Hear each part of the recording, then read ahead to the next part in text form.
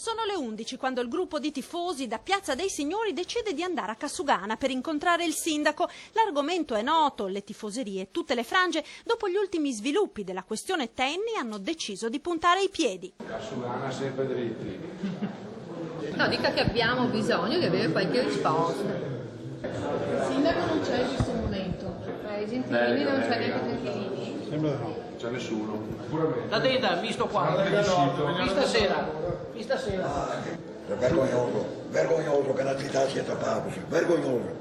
Non credo che chiediamo la luna, chiediamo solo un appuntamento con il signor sindaco per sapere finalmente la storia del calcio Treviso.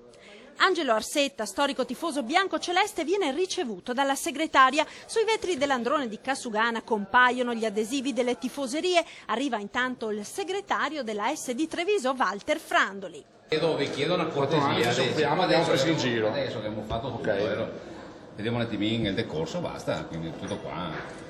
Scusi, possiamo sapere cosa succede? No, c'è un particolare a tenere presente, che ancora il campo è in gestione di Setten, perché sotto fallimento eccetera.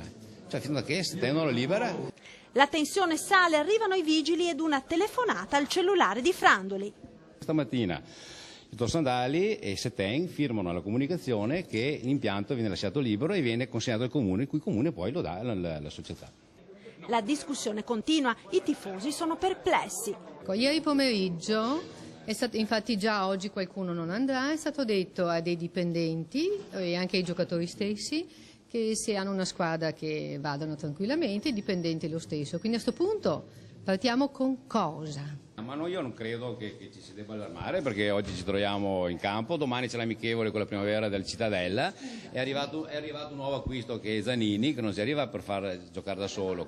Con la promessa che verranno richiamati dall'ufficio del sindaco entro domani, i tifosi escono dal municipio, ma la discussione continua in strada. Speriamo che ci sia una finale di qualcosa, giro di oggi e domani, che qualcosa si venga a concludere, perché ormai è una farsa veramente questa.